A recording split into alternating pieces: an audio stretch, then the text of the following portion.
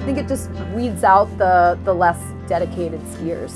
And so growing up here, you're just around a lot of really passionate, just loyal skiers who will come out no matter what the conditions are. Yeah, I mean, I'm so new, but it's very obvious. Yeah. Why this place is probably special. Yeah. You know. Be at Mad River Glen, and I always loved this place, and I loved the challenge. And I remember vividly, like the first time I went down Paradise and some of these other trails, and the first time I got on the single by myself, which was like a rite of passage, which was the same for my children.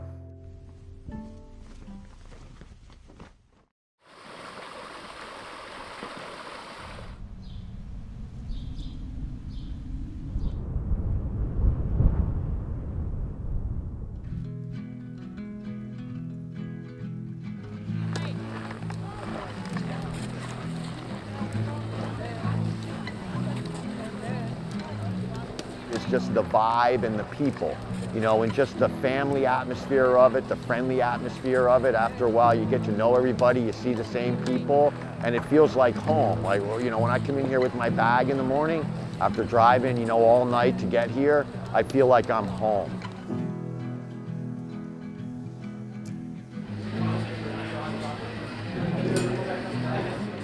I think that being an independent mountain, it keeps a lot of loyal, dedicated skiers here.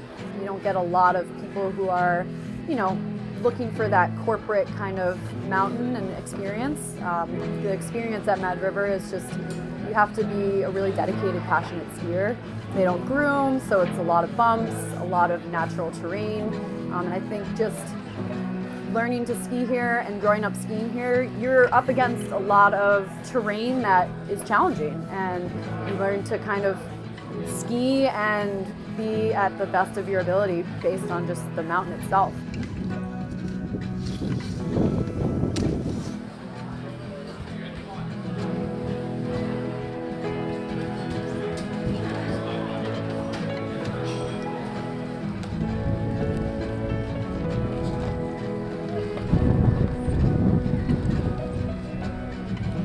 Like the founder's vision, like Roland's vision. It's a place where people come to enjoy the pure skiing, replacing the single with another single, right? You know, the shareholders raised that money, you know, so that they didn't have to raise prices, so to speak. And again, that's another absolute anomaly in a place like this. Like no other ski resort is going to replace a single chair with a single chair. Here at Mad River Glen, the co-op focuses on low skier density. You look at it's a holiday weekend. There's no line at all over there for the single chair. There's not one person in line, and that's a beautiful thing.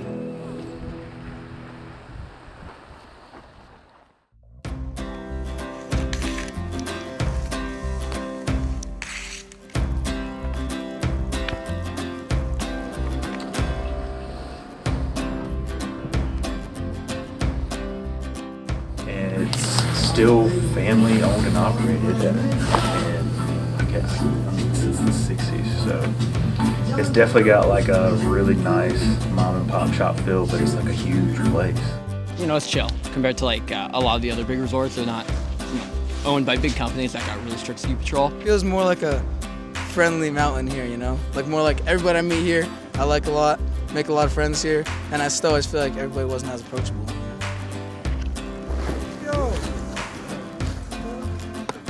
What's up, man? How y'all doing? Good, man. Yeah? The community aspect, you know, I'm always running into people, like I just ran into you guys, and it's just different than the other resorts. You feel more at home. It's just, I don't know, something about this small place. And this is like my home mountain, so I've just been going here forever, and you know, it just feels right to be here.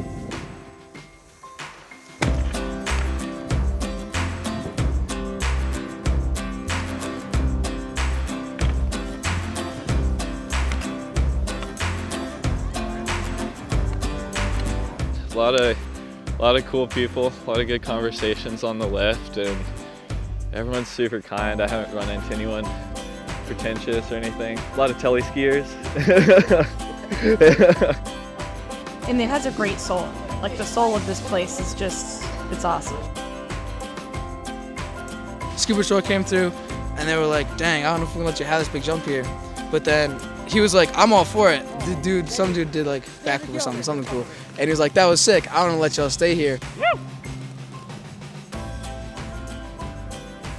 Oh, yeah. Ruben, oh. That looks so good, Grant. Ruben, that was sick. Yes, sir. I thought I was gonna like go out.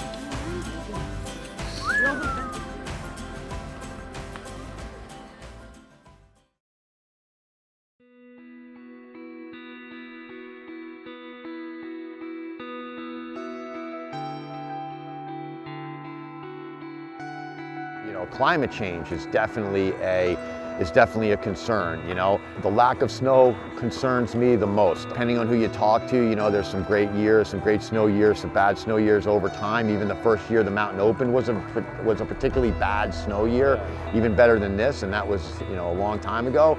So I hope maybe that's the case and that it comes back. But because that honestly, I actually concerns me a lot. You know, and I want to ski here, but if the conditions aren't going to be sustainable here, then I have to go west.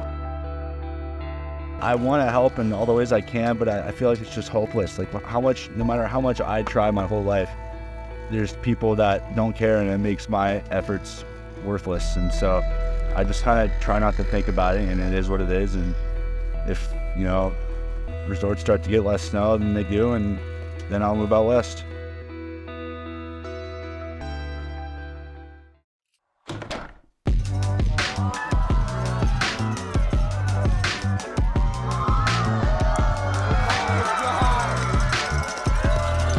I'm one of the head female freeride coaches. I work specifically with the competitive athletes. They are competing in the IFSA freeride competitions. In coaching, I think this is my 11th season. I started out in Lake Tahoe, California, and then I moved back here, which is my home mountain where I grew up skiing. They get judged on technique, fluidity, style and energy, control, and line choice.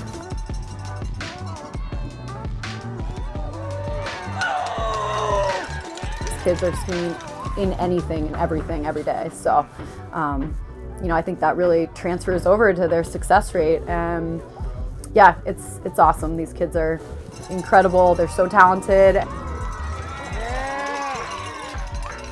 As a female, I think it's just always been really important for me to be a role model and show these girls that, you know, in a pretty male-dominated sport, I mean, girls can really, you know, make a name for themselves and be just at the top of the game, just like the men.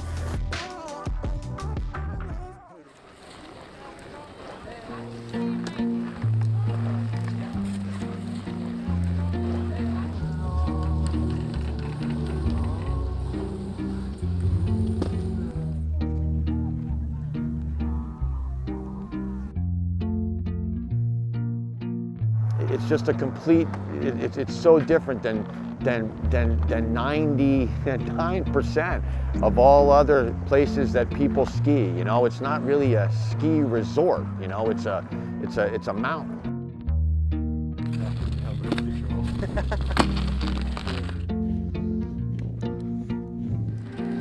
As probably more like locally owned things disappear, this is becoming more and more of a gym. I don't think I've ever met someone I dislike. I always go to people, I'll just be like, what's up? And they're like, what's up? And it goes like that.